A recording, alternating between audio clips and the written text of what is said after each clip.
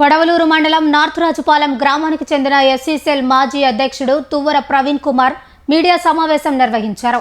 ఈ సందర్భంగా ఆయన మాట్లాడుతూ ఇటీవల జరిగిన ఏపీ అసెంబ్లీ బడ్జెట్ సమావేశాల్లో ఎస్సీ వర్గాల అభివృద్ధికి ఎన్నడూ లేని విధంగా అధిక నిధులు కేటాయించడం అభినందనీయమని అన్నారు. ఈ నిర్ణయం ద్వారా ఎస్సీల సంక్షేమానికి ప్రభుత్వం ఇస్తున్న ప్రాధాన్యత స్పష్టంగా కనిపిస్తుందని పేర్కొన్నారు. ఈ నేపథ్యంలో ముఖ్యమంత్రి నారా చంద్రబాబు నాయుడుకు, నెల్లూరు ఎంపీ వేమిరెడ్డి ప్రభాకర్ రెడ్డికి, కోవూరు ఎమ్మెల్యే వేమిరెడ్డి ప్రశాంతి రెడ్డికి తువ్వర ప్రవీణ్ కుమార్ ప్రత్యేక ధన్యవాదాలు తెలిపారు. ఆదర్శ గ్రామ పంచాయతీల కింద 185 కోట్లు కేటాయించడం జరిగింది. ఎస్సీలకు ఎన్టీఆర్ పెన్షన్ కింద 4,973 కోట్లు కేటాయించడం జరిగింది. అదేవిధంగా ఎవరైతే ఎస్సీలు ఉన్నారో వారు చదువుకుంటున్నారో విద్యార్థులు స్కూల్ పాఠశాలలో వారికి తల్లి వందనం కింద విద్యార్థులకు 1,882 కోట్లు కేటాయించడం జరిగింది. అదేవిధంగా ఎస్సీలకు సంబంధించి ఆటో డ్రైవర్లు ఎవరైతే ఉన్నారో వారికి 108 కోట్లు కేటాయించడం జరిగింది. ఇవి కాకుండా ఆయా శాఖలకు సంబంధించిన ఎస్సీ, ఎస్టీ, బీసీ, మైనార్టీ కార్పొరేషన్లు ఎవరైతే ఉన్నారో వారికి కూడా ఆ కార్పొరేషన్ ద్వారా నిధులు ఇచ్చేందుకు వారికి కూడా కేటాయింపులు చేయడం జరిగింది. అదేవిధంగా ఎవరైతే గిరిజన సంక్షేమ శాఖ సంబంధించి ఉన్నారో, గిరిజనులు ఉన్నారో, పేదవారు ఉన్నారో, గిరిజన సంక్షేమ శాఖకు సంబంధించి కూడా ఈసారి 2026-27 సంబంధించిన బడ్జెట్లో 9,190 కోట్లు కేటాయించడం జరిగింది.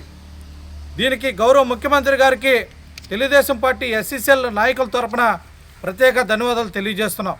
గత ప్రభుత్వంలో ఎస్సీలకు సంబంధించి 18 కోట్లు, 1,800 కోట్లు, 1,600 కోట్లు, 1,700 కోట్లు కేటాయించితే ఈరోజు రాష్ట్ర ప్రభుత్వం కేవలం ఒక ఎస్సీల సంక్షేమానికి సంబంధించి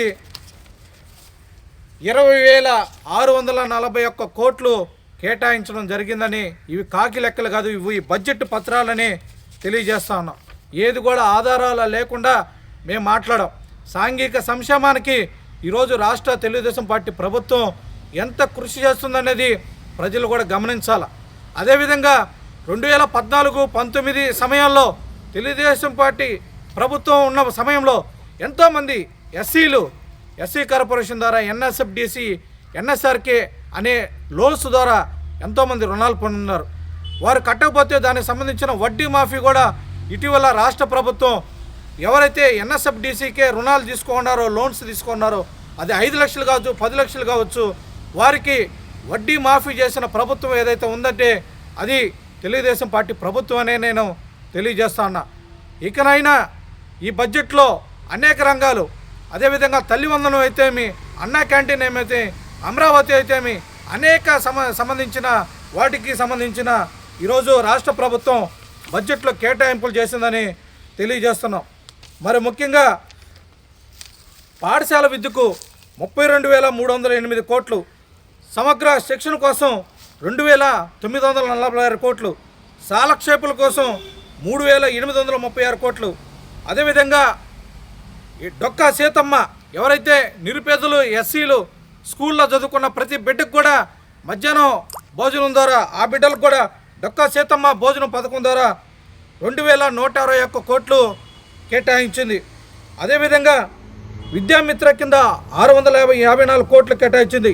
మరి ప్రాముఖ్యం మనం చెప్పుకోవాలంటే టోటల్గా ఆంధ్రప్రదేశ్ రాష్ట్రంలో 2026-27 సంబంధించిన బడ్జెట్లో తల్లి వందనం సంబంధించి 9,668 కోట్లు కేటాయించడం జరిగింది.